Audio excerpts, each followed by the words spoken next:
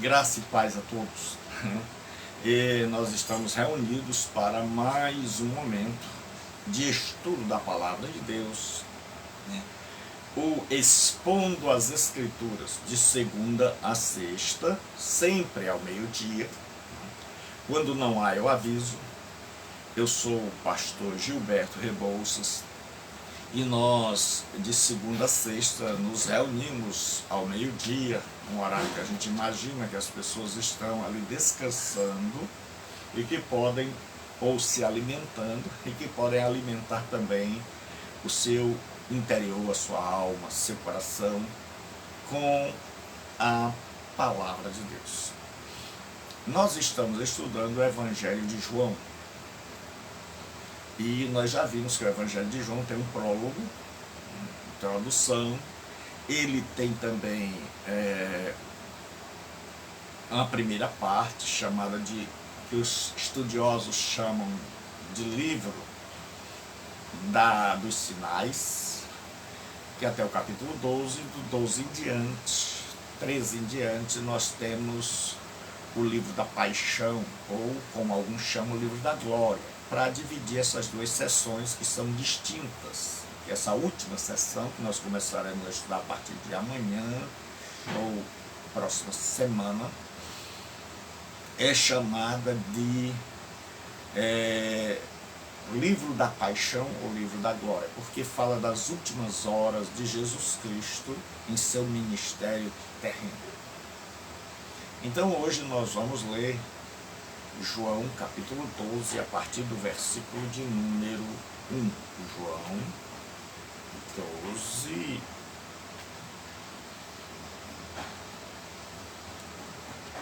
João 12. A partir do versículo de número 1. Mais precisamente de 1 a 8. De 1 a 8. Então, nós, se você está pela primeira vez nos assistindo, esse material é postado no meu canal no YouTube, Gilberto Rebouças, tudo minúsculo. Você escreve no YouTube Gilberto Rebouças, Rebouças o final é B-O-U-C-A-S, Rebouças, Gilberto Rebouças, e você vai encontrar muito material. Você vai encontrar mais de 500 sermões, aulas, estudo bíblico para alimentar sua alma, para que você possa aprender cada dia mais. E nós utilizamos duas maneiras. A primeira é uma interpretação do texto. É procurar o que o autor realmente quis dizer, o que ele disse, quando ele disse, por que ele disse, e tentarmos entender o que ele quis dizer ao seu auditório original, ao povo daquela época, e depois fazermos a aplicação, ou seja, aplicarmos aquele texto que foi dito a pessoas de mais de 2000 anos atrás, num contexto completamente diverso e distinto do nosso, tirar aquelas lições que falam conosco hoje, 2000 anos após. Porque um dos grandes problemas hoje é que se faz muita aplicação sem interpretação. E a aplicação sem interpretação não é a palavra de Deus, é a minha. E Deus não tem compromisso com a minha, nem com a tua palavra. Mas Ele tem compromisso com a sua, que é a dele, a palavra dele. Então hoje nós vamos falar de Jesus. E ele está na última Páscoa, o Pêssar, né? Que é a Páscoa que celebra a libertação do povo de Israel da escravidão egípcia. Então nós vamos ler capítulo 12, versículos de 1 a 8. 6 dias antes da Páscoa, Jesus foi para Betânia, onde estava Lázaro, a quem ele ressuscitara dentre os mortos. Deram-lhe, pois, ali uma ceia. Marta servia, sendo Lázaro um dos que estavam com ele à mesa. Então Maria, tomando uma libra de bálsamo de nardo puro, muito precioso, ungiu os pés de Jesus e os enxugou com os seus cabelos, e encheu-se toda a casa com o perfume do bálsamo. Mas Judas Iscariotes, um dos seus discípulos, o que estava para traí-lo, disse: por que não se vendeu este perfume por 300 denários e não se deu aos pobres? Isso disse ele, não porque tivesse cuidado dos pobres, mas porque era ladrão e, tendo a bolsa, tirava o que nela se lançava. Jesus, entretanto, disse: deixai-a, que ela aguarde isso para o dia em que me embalsamarem. Porque os pobres sempre os tende convosco, mas a mim nem sempre me tem. Senhor nosso Deus e Pai, nós rogamos a Tua bênção, a Tua graça, que o Senhor derrame sobre nós a Tua unção, o Teu poder, que o Senhor possa falar conosco e nos ensinar, porque está escrito que todos serão ensinados por Ti. Então quero Te pedir que repreenda toda cegueira espiritual, que repreenda tudo aquilo que o diabo tem feito, e que o poder da Tua palavra, o mesmo Deus que disse haja luz, resplandeça a Tua luz, a luz do Evangelho de Cristo, no coração e na mente de cada um de nós, para o Teu louvor e para a Tua glória. Amém. Então nós estudamos ontem a morte e ressurreição de Lázaro. Então nós vimos que Lázaro morava em Betânia e que Lázaro morreu e Jesus foi lá e Lázaro foi ressuscitado, e com isso terminam os milagres da primeira divisão do Evangelho de João, o livro dos sinais, que começou com a ressurreição espiritual, ou seja, o novo nascimento, e termina com a ressurreição completa. Porque é isso que a gente chama de escatologia inaugurada ou escatologia realizada. É que o fim já começou. É que tudo já começou com a vinda de Jesus Cristo e que nós estamos caminhando para a concretização final. Por exemplo, internamente nós já fomos ressuscitados. Ele nos deu vida, estando nós mortos em delitos e pecados. Mas há uma ressurreição futura. O grande problema é que a turma se embaralha com a escatologia realizada e a escatologia consumada. A escatologia, ou escatom, as últimas coisas, iniciaram com a vinda de Jesus. Então, tudo que diz respeito ao fim já começou e aguarda seu cumprimento. Então muita gente que percebe a escatologia realizada nega a segunda vinda de Jesus pessoalmente, em glória, acha que ele já veio, quando veio ao nosso coração, acha que ele veio na vinda, na queda de Jerusalém, acha que ele vem quando o Espírito Santo foi derramado. Então a turma é polarizada. E aqueles que acreditam apenas na escatologia consumada, esses estão guardando tudo para o final.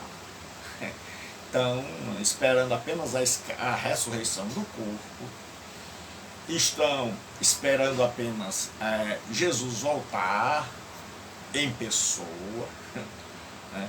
Mas aqueles que compreenderam que a Bíblia tem um processo e a consumação desse processo. Então o processo é o que a gente chama de escatologia realizada, ou como alguns teólogos chamam, inaugurada. Significa que o fim começou quando Jesus voltou.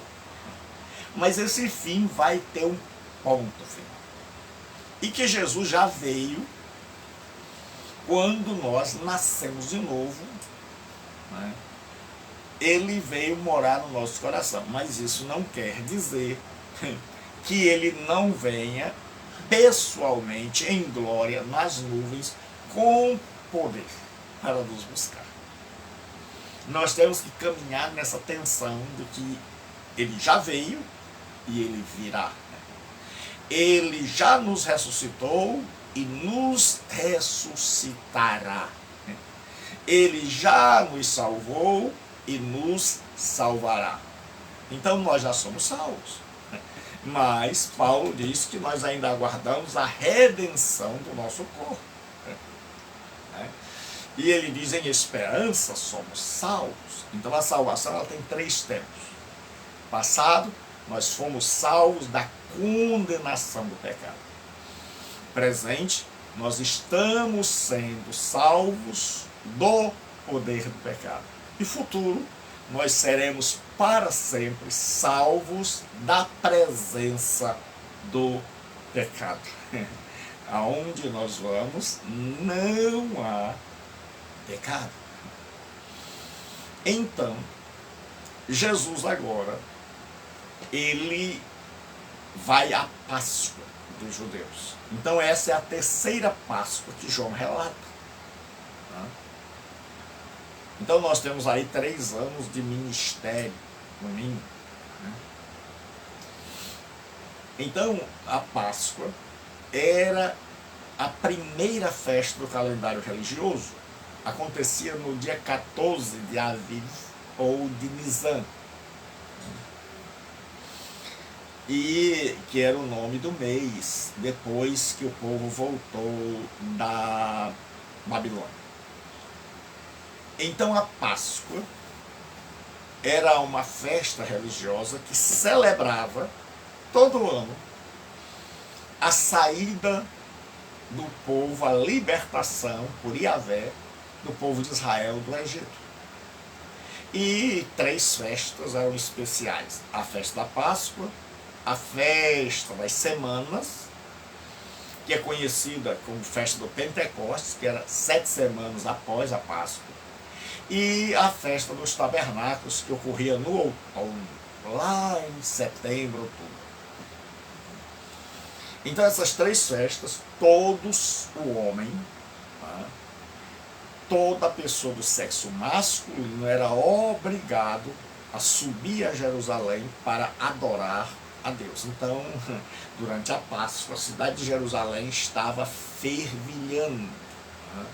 Durante a Páscoa, havia muita gente em Israel, gente de todos os lugares. Então a população mais que dobrava. Então o negócio ficava cheio, era lotação esgotada. E aí, 6 dias antes da Páscoa, Jesus vai para Betânia. Ele está do outro lado do Jordão, era o lugar de descanso de Jesus. Do outro lado do Jordão tinha deserto, tinha as cidades gregas, Decápolis, 10 policidades, então eram 10 cidades gregas. Então o judeu não ia muito para aquele lado. Então era um lugar mais tranquilo, mais quieto. Como Jesus tinha um ministério muito intenso, e sabendo também que a turma em Jerusalém queria matá-lo, a liderança religiosa, então Josué, Deus abençoe Josué, Jesus sempre atravessava o mar da Galileia para o outro lado, para ali descansar um pouco. Mas agora, Jesus está vindo para a Judéia. ele vem para uma cidade chamada Betânia, que fica mais ou menos uns 3 quilômetros de Jerusalém. Então ele está bem perto de Jerusalém, porque João, a partir do capítulo 13, ele vai começar a narrar as últimas horas de Jesus, do ministério terreno, da encarnação. Porque algumas pessoas equivocadamente imaginam que encarnação é só o nascimento. Mas encarnação, quando se fala em encarnação, nós estamos falando de todo o período que se estende, que vai do nascimento à morte. Então, encarnação é o período que abrange do nascimento de Jesus à sua morte vicária por nós na cruz do Calvário. Então Jesus agora está a 3 quilômetros de Jerusalém, na cidade de Betânia, na casa de Lázaro, a quem ele ressuscitara. Maria, Deus te abençoe, Maria. Oh, irmão Mazé, Deus abençoe. Deus abençoe. Nós vamos orar sim. Vamos orar mesmo. Deus abençoe, irmã Maria. Nós vamos orar. Com muita alegria, Senhor, tenha compaixão do teu servo que se encontra agora hospitalizado e que a tua mão seja com ele, Senhor. Que a tua graça, o teu poder, tu que és o médico dos médicos, possa, ó Deus, estar visitando a vida do teu servo e que a vida dele seja preciosa aos teus olhos e que o Senhor possa dar a ele, Senhor, o cuidado, a graça, a bênção, não só a ele, mas a toda a sua família. Estende as tuas mãos, ó Pai, em nome de Cristo. Então, um abraço para Eliseu, para as crianças que já não são mais crianças, né? E vamos continuar orando. Então, deram-lhe ali uma ceia. Marta servia. Marta sempre foi aquela mulher de trabalhar, né? Sendo Lázaro um dos que estavam com ele à mesa. Então, naquela época, as mesas eram baixas, você deitava numa esteira, uma mão você colocava aqui para segurar a cabeça e com a outra mão você tirava a comida. Então, os pés ficavam para trás e era muito fácil alguém ungir, desamarrar as sandálias, lavar, porque você ficava deitado na esteira e os pés para trás. Nós vamos continuar orando, irmão Mazé. Vamos continuar orando para que Deus estenda as suas mãos sobre ele. Então, o que acontece? Então Maria, tomando uma libra de bálsamo, de nardo puro, muito precioso, ungiu os pés de Jesus e os enxugou com os seus cabelos. E encheu-se toda a casa com o perfume do bálsamo. Então Maria agora, nós já vimos que essa família é uma família que tem posses. Maria sempre começa com Marta, mas Maria se torna a protagonista. Ela pega uma libra de bálsamo, era mais ou menos 340 gramas, né? Então, quando você for falar em grama, referindo-se a peso, não é a grama, é o grama, né? É 300 gramas. Porque quando a gente fala 300 gramas, nós estamos falando em grama capim. Nós temos a grama que cobre o campo de futebol, então é a grama. E nós temos grama no sentido de peso, então é o grama, então são 300 gramas. Então ela pegou um vidro, mas esse bálsamo era importado, ele vinha da Índia e muitas vezes ele era diluído. Nada de novo debaixo do sol. Hoje nós temos o perfume original e nós temos o genérico. Aqui era o original. E era caríssimo, porque ele era nardo puro. Então, além de ser importado, ele era original de tal forma que, quando derramado nos pés de Jesus, ele tomou toda a casa. Né? O perfume invadiu toda a casa. Então, Maria, o que a Maria fez? Diz assim, e ungiu os pés de Jesus e os enxugou com os seus cabelos. Então nós vamos, em primeiro lugar, né, como nós estamos fazendo, a interpretação do texto.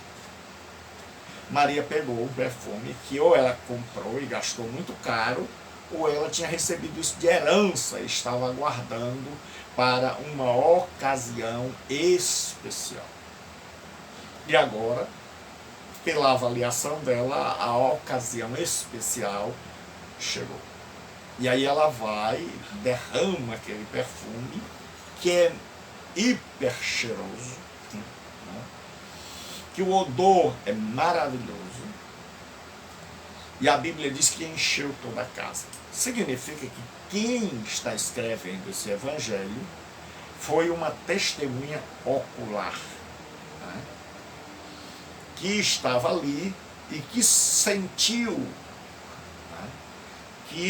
o perfume agradável encher toda a casa. E a Bíblia nos diz que ela ungiu os pés de Jesus, que ficavam para trás, como eu já expliquei, com o bálsamo, e os enxugou com o seu cabelo.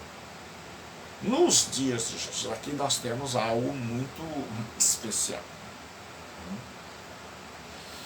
Uma mulher judia, ela tinha sempre o cabelo preso.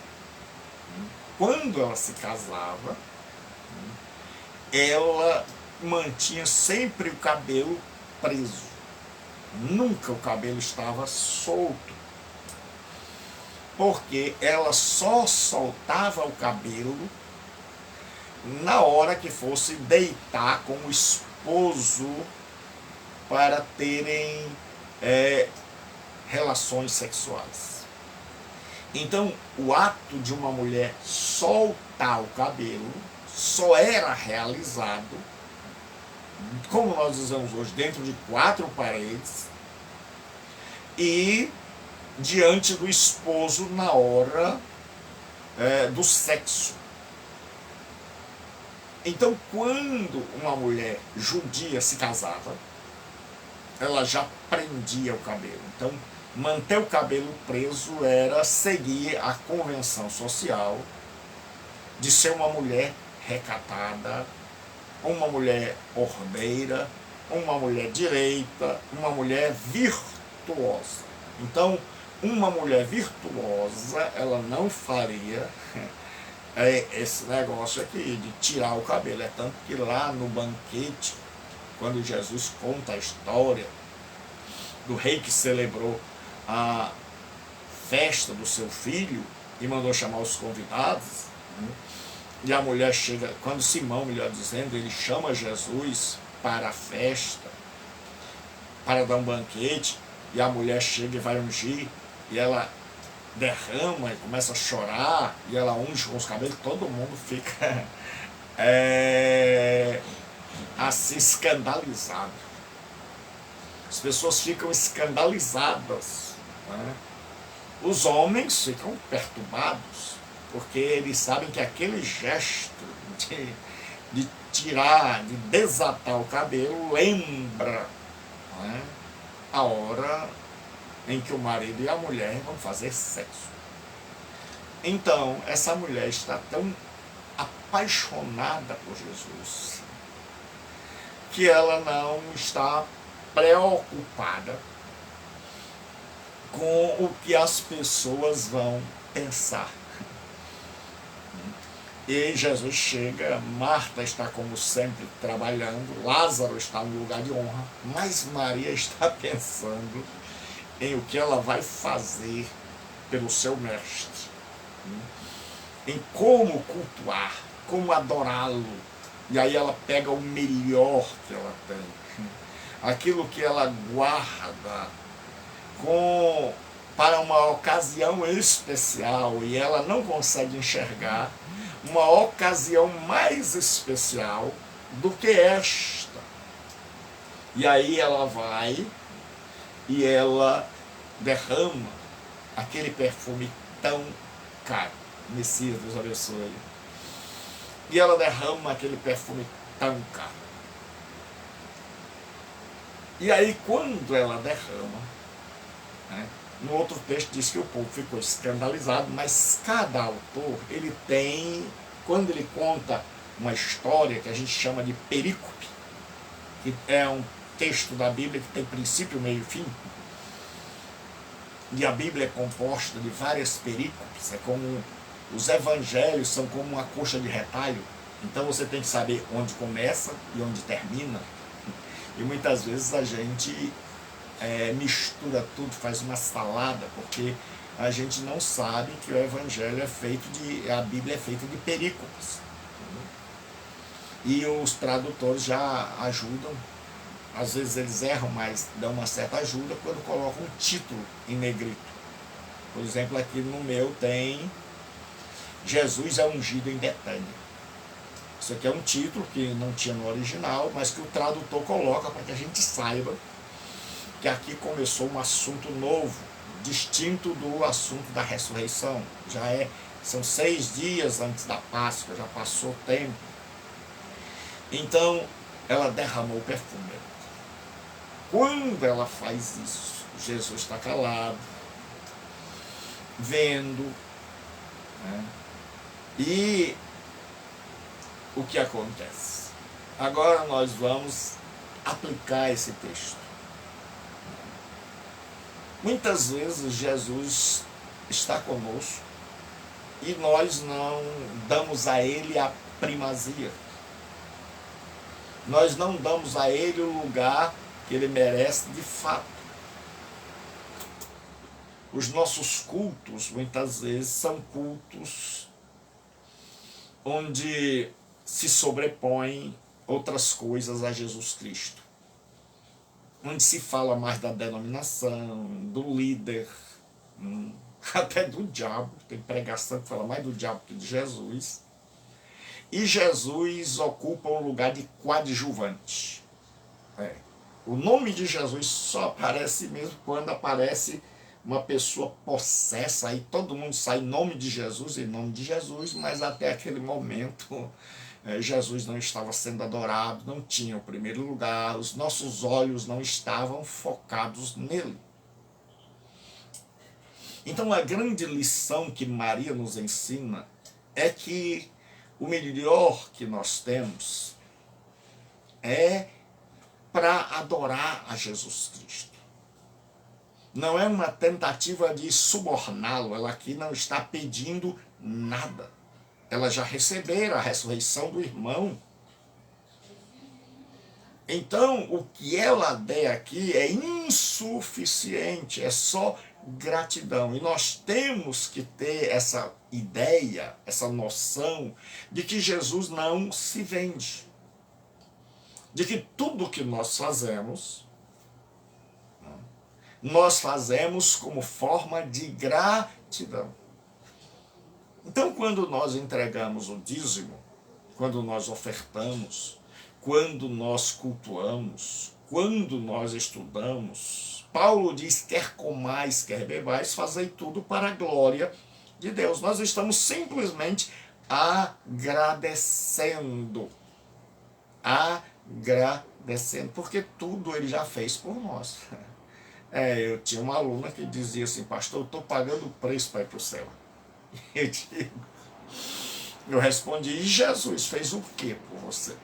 Então, Jesus já pagou o preço da minha salvação e da sua, e eu e você estamos só celebrando, celebrando aquilo que ele conquistou e agradecendo. E tudo que nós dermos é insuficiente para agradecer. E quando você está adorando a Jesus, com o coração em Jesus, deslumbrada, porque hoje nós vivemos uma religião sem vida, sem graça, mecânica. Hoje nós vivemos um tempo onde a frieza espiritual está invadindo os corações, onde a gente entra mudo e sai calado, né? E onde muitas vezes tem gritos, mas gritos destituídos de conteúdo. Mas esta mulher aqui, não. Ela pega o melhor que ela tinha guardado. E quando você diz que dá o melhor para Jesus, significa que se você vai pregar, você dá o melhor. Você não vai preparar um sermão em cima da hora. Você vai ler antes, você vai estudar, você vai procurar compreender quem é Jesus, você vai fazer um curso.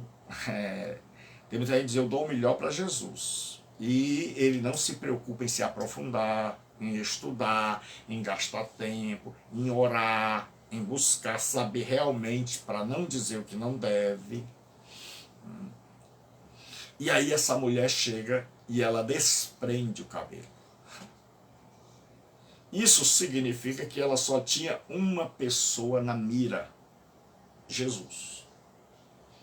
Se ela estivesse pensando na sociedade ao redor, nos convidados, no irmão, na própria irmã, ela jamais teria desatado o cabelo para não chocar a sociedade.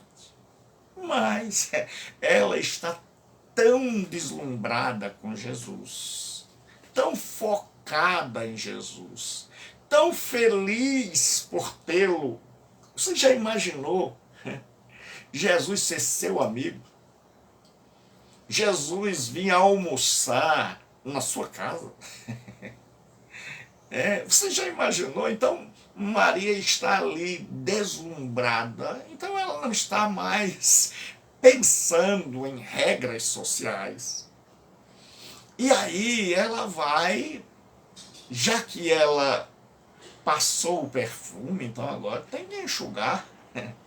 E ela vai, desata o cabelo e, sem nenhuma maldade, porque tem um monte de gente todo comportadinho, seguindo todas as regras eclesiásticas, mas com o coração perverso, cheio de veneno, de malícia, de maldade, gente que anda no quadrado da religião, gente que segue todas as regras de etiqueta, gente que fez curso em Paris, gente que nunca pisa fora do quadrado, gente que se comporta, que antes de fazer qualquer coisa observa quem está do lado e que faz tudo para ser visto pelo povo e visto com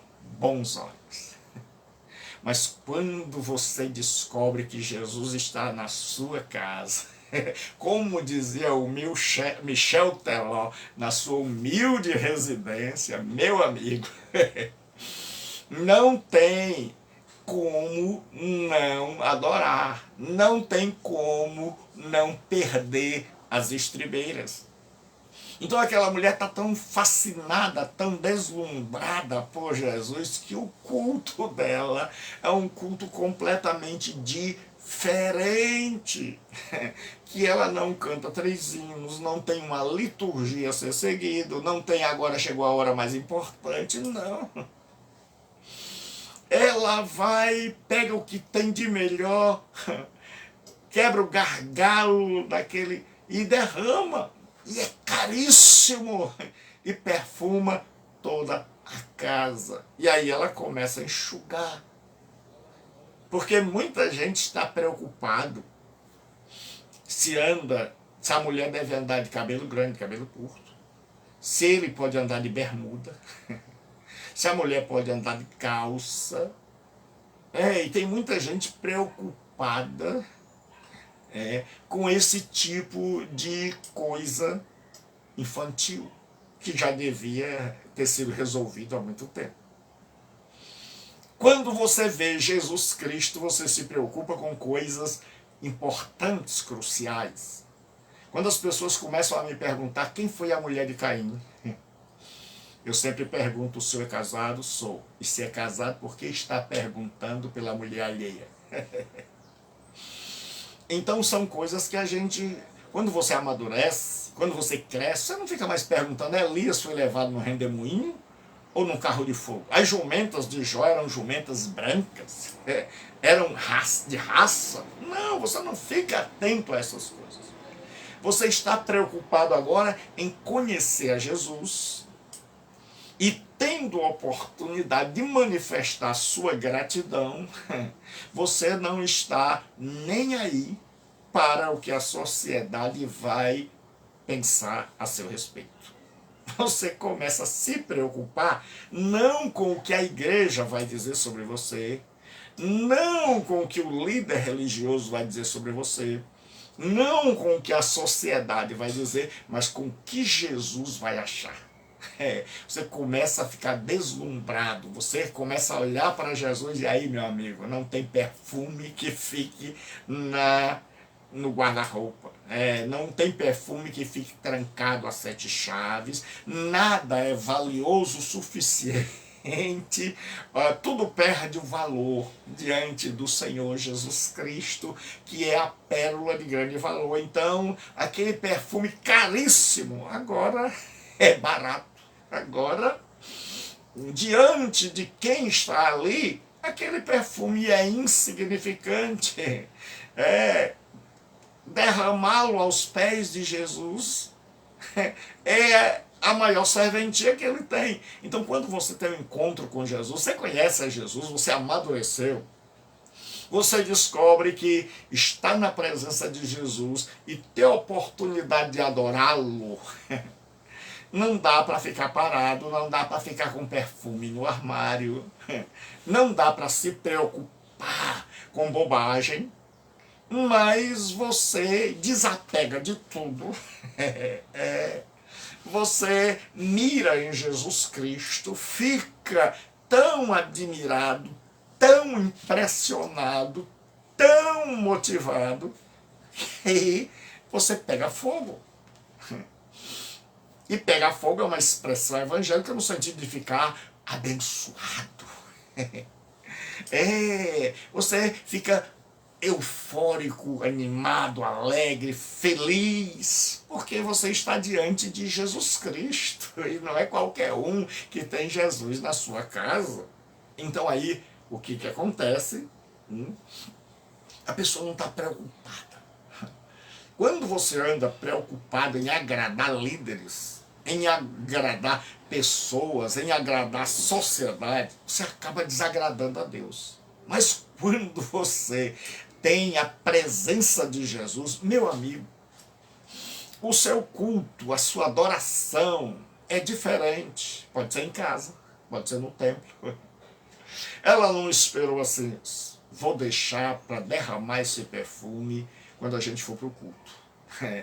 Daqui a algum tempo nós vamos subir para Jerusalém para adorar, e aí eu deixo. Não, ela não perdeu a oportunidade. O verdadeiro cristão é aquele que é cristão em casa, cristão no templo, cristão no trabalho, que ele adora Jesus com tudo que tem e em todos os lugares da sua existência. Onde ele está, Jesus está, e onde Jesus está, ele está. E aí diz que ela ungiu com um nardo precioso que encheu de perfume toda a casa. E Paulo diz que nós somos o bom perfume de Cristo.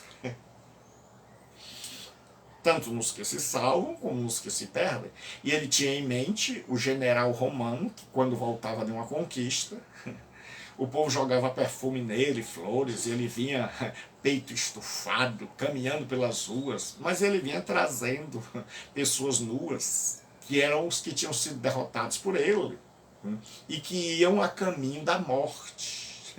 Por isso que Paulo diz: para uns, cheiro de vida, para o general. Para outros, aquele mesmo perfume significava: nós estamos caminhando para a morte. Jesus é aquele general que vai à nossa frente e que tudo que é capeta já está derrotado e que já sabe que vai para o inferno. Então não tem motivo para se alegrarem. E aí aquele perfume encheu toda a casa. Quando você adora Jesus, quando você está na presença de Jesus, essa presença contagia, essa presença mexe, essa presença nos torna cheirosos, nos torna agradáveis, felizes, boa gente, nos torna pessoas agradabilíssimas, pessoas maravilhosas, pessoas educadas, pessoas cheias de amor, pessoas cheias de carinho, enche toda a casa, perpassa toda a casa, as pessoas sentem que alguém está na presença de Jesus, porque todo perfume é quebrado. Todo perfume é exalado, aquele perfume que estava trancado dentro de 7 chaves, agora é dividido não apenas com Jesus, mas com todos os que ali estão, porque a Bíblia diz que toda a casa se encheu com perfume, então todos foram beneficiados. Então quando nós adoramos ao Senhor Jesus de verdade, todos são beneficiados. Todos. Então nós estamos precisando rever os nossos cultos, as nossas adorações, que elas não se limitem a templo culto. Então o que acontece? Toda ação tem uma reação. Então toda verdade tem uma mentira ali do lado. Todo verdadeiro cristão tem do lado, muitas vezes, um falso, um pseudo-cristão. Aí diz assim, mas Judas Iscariotes não era o sobrenome dele. Na Bíblia a gente tem Jesus Cristo, João Batista, Maria Madalena, Judas Iscariotes. Isso não é sobrenome. João Batista quer dizer João o Batista, o que batiza. Maria Madalena é porque ela morava na cidade de Magdala. Então ela era Maria de Magdala, ou Maria Madalena. Jesus Cristo, Jesus o Messias, o Cristo, o Salvador prometido. E Judas Iscariotes é porque era de Quiriote, onde ele morava. Então não confunda, não vá pensar que isso era sobrenome. Então Judas Iscariotes, um dos seus discípulos, o que estava para traí-lo, disse, por que não se vendeu este perfume por 300 denários e não se deu aos pobres? Veja que o perfume era tão caro que podia ser vendido por, ele arredonda, 300 denários. Um denário era um dia de trabalho de uma pessoa que trabalhava com o serviço garantido, a diária. Então 300 denários, incluindo os sábados e tudo, era quase um ano. 300 dias, se o ano tem 365. Então era quase um ano de trabalho duro para que a pessoa tivesse o dinheiro para comprar esse perfume. E Judas disse, por que não se vendeu esse perfume e deu-se aos pobres? Então, a pior coisa é a hipocrisia. É gente que acha que pode enganar Deus. É gente que frequenta a igreja, mas que nunca mudou. E que as pessoas já começam a perceber que ele não mudou. Porque olha o que João diz. João conviveu com Judas por muito tempo, foi enganado, mas chegou um momento que... Isto, disse ele, não porque tivesse cuidado dos pobres. Ele não estava preocupado com os pobres. Tem muita gente que emite opinião e a gente pensa, puxa vida, que pessoa preocupada com os pobres, preocupada com a verdadeira pregação, mas que na verdade é falso, fingido. Está preocupado consigo mesmo. É porque em tudo ele quer levar vantagem. Diz assim, mas porque era ladrão. O interessante é que o autor da Bíblia, Jesus, ele não segue aquela história do politicamente correto. Ele não diz assim, ele era cleptomaníaco. Ele tinha compulsão por roubar. Não, ele era doente. Não, diz ele era ladrão. Hoje, dizer a verdade, certo? Ofende. Então seja bem ofendido. O Maurício do vôlei foi dizer a verdade, e aí pronto, colocaram ele fora do trabalho. Os hipócritas, né, que quando estavam em outra emissora eram altamente homofóbicos. Aqueles que já consumiram todo tipo de droga e que deviam compreender os outros, agora para manter o emprego, já que eles não têm competência, porque quem tem competência não precisa andar bajulando o chefe, nem seguindo a direção de nenhuma empresa, mas tem opinião própria. Não muda de opinião à medida em que muda de trabalho. Essa turma que escrachou o Maurício do vôlei, essa turma é uma cambada de hipócrita, que não tem peito de dizer a verdade, mas que anda bajulando para manter seu emprego. Mas a Bíblia diz assim, cambada de hipócritas, da mídia, da falsa mídia, do falso jornalismo. A Bíblia diz assim, caiu a grande Babilônia. E a Babilônia dos nossos dias está caindo. A Babilônia está caindo. Então, vocês têm que adularem muito, porque não tem competência. Não tem competência. Então, já que arrumaram o empreguinho, se segurem. Mas saibam de uma coisa, viva o Maurício. Parabéns, cabra macho, que teve coragem. Nós estamos numa sociedade com direito de expressão, com direito de falar aquilo que nós acreditamos. Nós não estamos numa sociedade onde a gente não pode falar, onde se pode falar mal de pastor, de padre, onde se pode falar mal de presidente.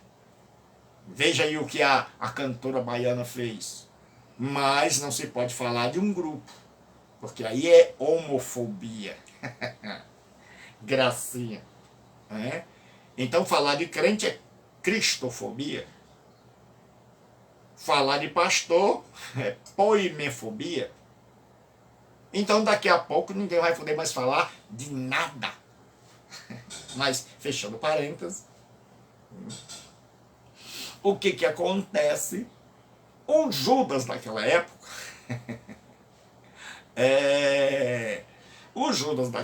ele disse, por que não vendeu esse dinheiro? Mas por que ele queria que ele desse o dinheiro aos pobres? Porque quando Jesus colocou ele como tesoureiro, para você ver como Jesus não estava nem aí para a questão de dinheiro. Ou será que Jesus não sabia que Judas era ladrão? Sabia. Mas Jesus não estava nem aí para bater negócio de meta, para ter uma lista dos dizimistas fiéis, para desenrolar um tecido vermelho, para citar no final do mês o nome. Não, Jesus deixou um ladrão. Jesus sabia que ele roubava. Isso mostra que Jesus não estava nem aí para dinheiro. Porque quando você crê em Deus e confia em Deus e anda com Deus, Deus cuida de você. A gente tem medo, a gente se preocupa porque faz parte da nossa fragilidade humana, mas Deus se preocupa conosco. Deus cuida de nós, eu tenho visto isso. durante esses 30 e tantos anos que eu ando com Jesus. Eu estou com 58, desde 20 anos, eu tenho experimentado o cuidado providencial de Deus. Ele nunca me faltou. É o melhor patrão. É maravilhoso. Então, o que aconteceu? Judas esperava o seguinte: se lançarem, vende-se esse perfume, coloca-se aqui na bolsa, porque Jesus recebia ofertas.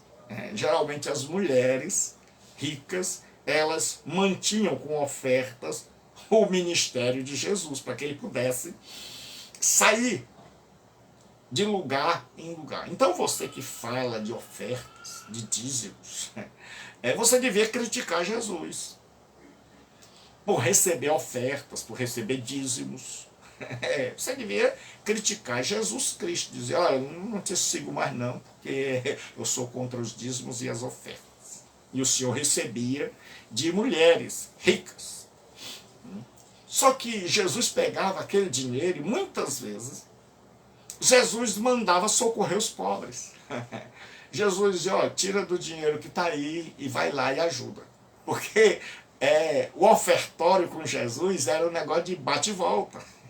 Não era só venha a nós e vosso reino, nada.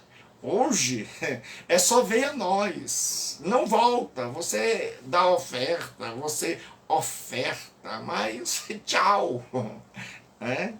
Foi embora, foi-se. Você não tem retorno. Mas com Jesus não, ele tinha a oferta ali. E sempre que ele via alguém necessitado, ele dizia: vão lá e socorram aquela pessoa.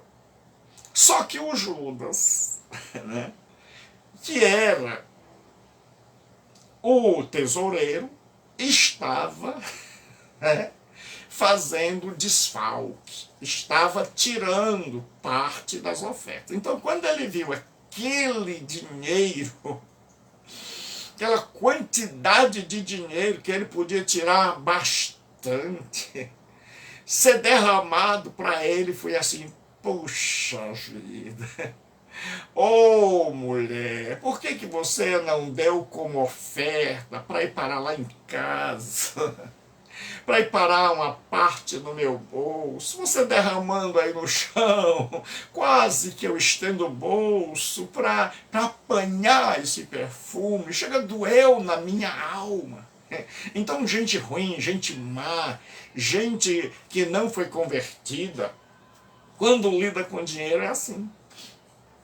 Ela fica desesperada. Ela acha que é um desperdício, porque o ser humano se tornou adorador do dinheiro, adorador do mamon, que é a palavra aramaica para riqueza, onde todo mundo acha que vai ser feliz sendo rico, e onde o dinheiro é o oposto de Deus, porque Jesus diz: ninguém pode servir a Deus e as riquezas. Isso significa que as pessoas têm que escolher entre Deus e a riqueza. Se elas têm que escolher entre Deus e a riqueza, significa que a riqueza escolhe pessoas para servi-la. Porque o verbo é o verbo do léu, é o verbo servir. Então Judas, como era um servo da riqueza, do dinheiro, ele era um escravo, ele acha aquilo um desperdício. Tem um monte de Judas hoje que acha também que nós estamos desperdiçando quando a gente está dando dízimo, quando a gente está dando oferta. Tem um bando de hipócritas que diz assim: por que vocês não dão, ao invés de dar dízimo lá, por que vocês não dão para os pobres? Por que vocês não dão essas ofertas? E tem um monte de Judas dentro da igreja que ele diz assim: não, eu não vou entregar para a igreja, eu não vou entregar para as coisas de Deus, eu vou procurar quem precisa. Eu sou o administrador das coisas de Deus. Deus me nomeou, Deus me nomeou tesoureiro, então eu igual a Judas, decido para onde vai o meu dízimo e a minha oferta. Então eu dou numa igrejinha, eu dou numa igrejona, eu dou para o fulano, eu dou para o João, porque eu sou o administrador. É o Judas moderno, é o Judas contemporâneo, é o Judas de Jesus. Então, esse tipo de gente fica abismado quando vê alguém fazer algo por Jesus Cristo e para a sua glória. E aí, como eles não têm coragem de fazer o mesmo, eles criticam. E eles não podem criticar diretamente, porque é algo belo, maravilhoso, então eles criticam dizendo que podia ser feito outra coisa. Tem gente que nunca ajudou a pobre, que nunca fez nada. Eu de vez em quando recebo mensagens de pessoas pedindo dinheiro. Porque elas pensam que porque eu sou pastor, eu sou rico. Então eu vou, e eu sou bobo, que eu vou cair na conversa dela. Sabe de nada, inocente. Eu trabalhei 17 anos com usuário de droga. Então eu sei como é o golpe. O golpe está aí, como dizem. Cai quem quer. Não imagine que eu vá cair, que eu sou bobo. Eu sou pastor, eu tenho amor pelas pessoas, eu ajudo, mas eu não sou bobo para cair no seu golpe de inventar uma história bonita, uma história sofrida e achar que eu sou bobo, sou ingênuo para cair na sua história. Se você pensa assim, está completamente equivocado. Então o que acontece? O Judas daquela época, ele ficou chateado, mas ele ficou chateado porque não veio para ele. Ele ficou chateado porque não veio para o alcance das mãos dele. E tem muita gente hoje que fica chateada.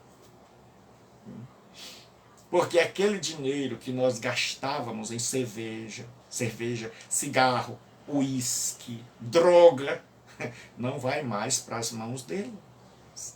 Não vai mais para as mãos deles. E aí o povo fica doido, aí o povo fica mordido. Se bem que ainda tem alguns Judas que estão dentro da igreja e que ainda tiram. Tem Judas pastor, tem Judas diácono, tem Judas membro, tem umas Judas no feminino, tem umas Raimunda Judas, Maria Judas, Ana Judas, tem umas Judas, são Judas, todos aqueles que estão na igreja pensando única e exclusivamente em se dar bem. Qualquer pastor que está na igreja pensando única e exclusivamente no salário que vai receber, qualquer pessoa que está pensando única e exclusivamente em se dar bem, em receber, e mesmo quando doa, é aquela história, eu te dou 10 para que o Senhor proteja os meus 90, é Judas. É um Judas que está ali apenas para usufruir e auferir benefícios.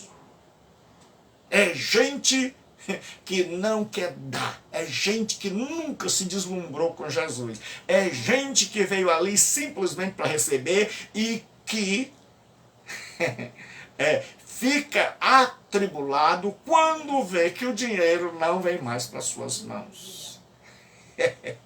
Nós temos muita gente assim, são os Judas modernos, tanto fora como aqueles Judinhas, e as Judas que tem os Judas de Jesus, e as Judas de Jesus que estão ali reclamando, porque isso, porque aquilo. São aqueles Judas de paletó, que estão muito preocupados com a aparência, com o carro, que fizeram da igreja um negócio. Não se preocupe, Jesus sabe. Vai chegar a sua hora e eu não estou preocupado. Aí, o que acontece? Jesus agora vai responder. Jesus agora vai falar. Jesus viu todo aquilo e vai falar. Eu quero dizer para você que Jesus está vendo tudo. Você está atribulado. Assim, mas pastor Gilberto, queria falar com o senhor uma coisa. Rapaz, lá na igreja tem muita coisa errada. Pastor, mas eu tô que não aguento mais. Pastor, tô para me desviar. Pastor, é muita coisa errada, pastor. Tá todo mundo calado. Tem Judas que não acaba mais. Tem um monte de Judas fora. Tem Judas dentro. Tem Judas no altar. É igual aquela música, tem anjo voando em cima do altar. Tem Judas em todo lugar e você tá já que não aguenta mais. Eu quero lhe dizer, Jesus está calado. Jesus não está preocupado. Assim, o Judas está roubando meu dinheiro. O Judas está roubando, o Judas é ladrão, não. Jesus está de boa, tranquilo, sereno, calmo. E o pessoal e o Judas querendo acabar com o culto daquela mulher. E aí olha o que Jesus diz. Jesus, entretanto, diz, agora chegou a hora de falar. Você está pensando que não vai chegar a hora de Jesus falar? Deixai-a. Tome. Deixai-a. Que ela guarde isso para o dia em que me embalsamarem. Jesus disse, olha, em outro incidente, Jesus disse, ela fez isso antecipando o meu embalsamamento. Ele sabia que ia morrer e o judeu, ele contratava pessoas para chorar, ele tinha o flautista, tinha toda uma preparação do corpo, né? Colocava-se perfumes, né? Especiarias, então ela tinha toda uma preparação do corpo para ser sepultado. O sepultamento era muito honrado nos dias do Antigo Testamento e do Novo. Então Jesus disse, deixe. Ela guardou isso para o meu sepultamento. Ela está já fazendo antecipadamente os preparativos para a minha morte, que vai acontecer dentro de poucas horas. Jesus está dizendo, ela percebeu algo que ninguém percebeu. Ela está me preparando. Porque você vai ver que, como pegaram Jesus e o prenderam, então, e dali levaram ele para a Fortaleza Antonina, e depois levaram ele pela via sacra, a via dolorosa, até o Monte Calvário, que ninguém vai lá, só vai no Monte Sinai.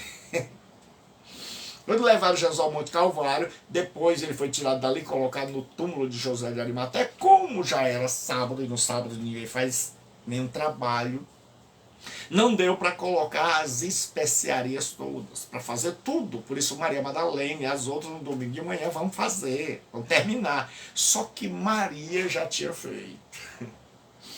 Maria já tinha preparado Jesus para o seu sepultamento, com a sua adoração.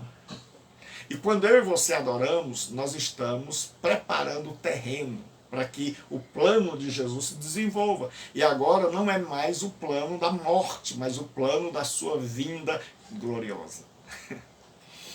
E aí Jesus diz, porque os pobres sempre tereis convosco. Teologia da prosperidade, teólogos da prosperidade, ouçam o que eu vou lhes dizer. Vocês que andam ensinando que a pessoa, uma vez convertida, ela tem um pai milionário, o dono do ouro e da prata, portanto ela vai ricar, e que pobreza é sinal de que a pessoa está em pecado, e quando ela está com Deus, ela está com saúde, muito dinheiro, saúde e dinheiro no bolso, saúde para dar e vender. Vocês nunca leram isso. Jesus disse, os pobres vocês sempre terão aí. Vocês têm oportunidade todos os dias de cuidar dos pobres. Só lembraram hoje que tem pobre? É só hoje que o Judas lembrou que tem pobre? Jesus disse, os pobres sempre tereis convosco. Sempre, sempre. Sabe o que é sempre no grego? É sempre. Sempre tereis convosco. Jesus diz, mas a mim nem sempre me tens. Jesus está dizendo, essa oportunidade é única. Depois daqui eu vou morrer, eu vou ressuscitar e eu vou subir ao céu. E ninguém vai ter a oportunidade de me ver, de almoçar, de jantar comigo, de ter isso que essa mulher teve. Esse dia é ímpar, é único. E vocês estão preocupados com perfume. Jesus disse: os pobres vocês vão ter tempo para ajudar. Todos os dias é dia para ajudar o pobre. Mas ele disse a mim: nem sempre vocês terão convosco.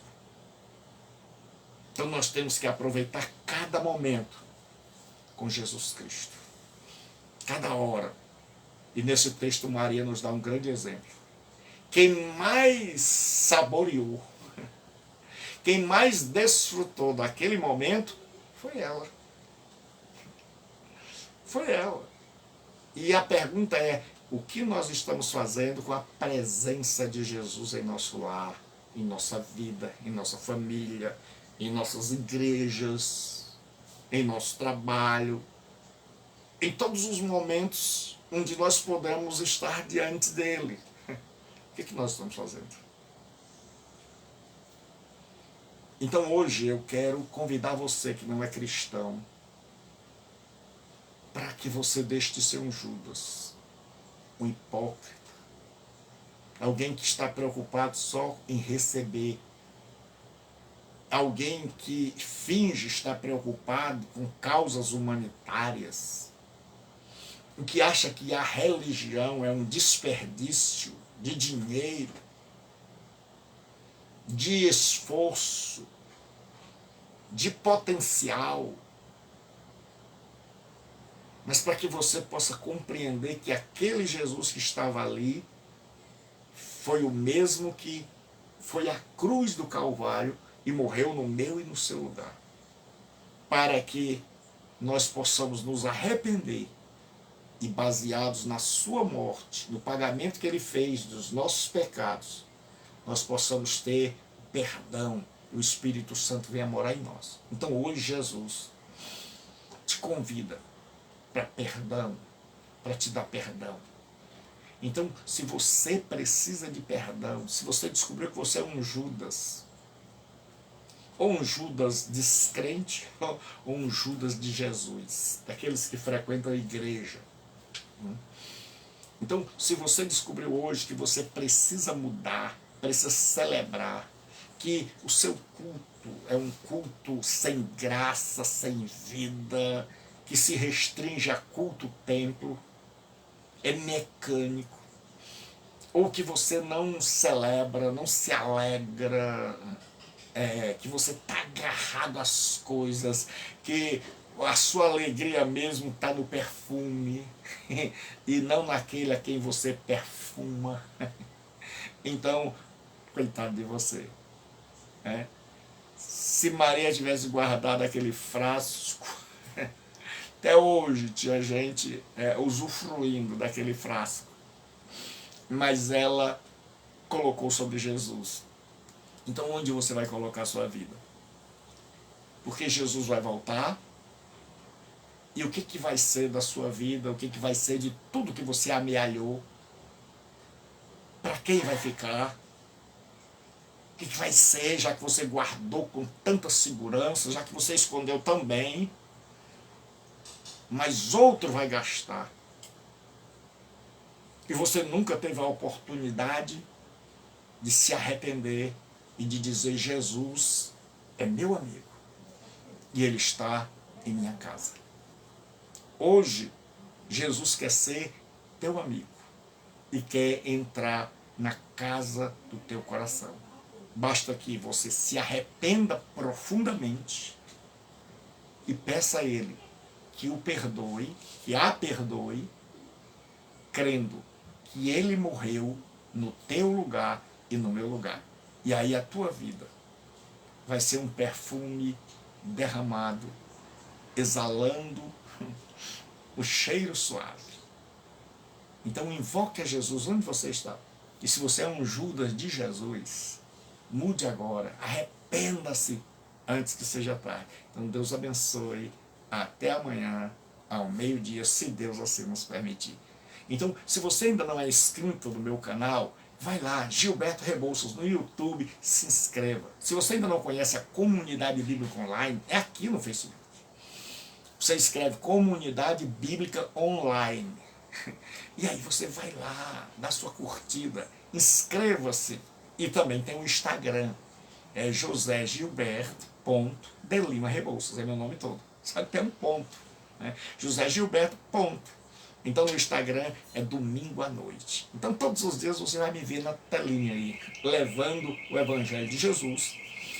E eu peço a sua ajuda, não financeira, mas a sua ajuda se inscrevendo, curtindo, compartilhando, para que junto comigo você possa levar o Evangelho de nosso Senhor Jesus Cristo, tal como ele é, sem invenções, sem invencionistas. Um Evangelho pregado na sua essência.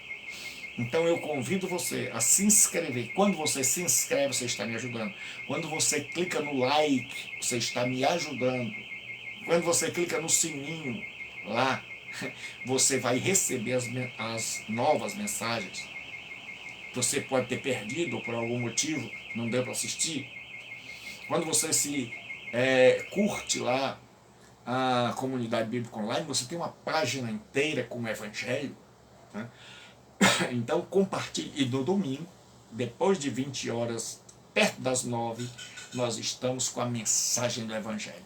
Então vai lá, me siga no Instagram, nas redes sociais, e você vai ser abençoado com a palavra de Deus. Fique com Jesus, até amanhã.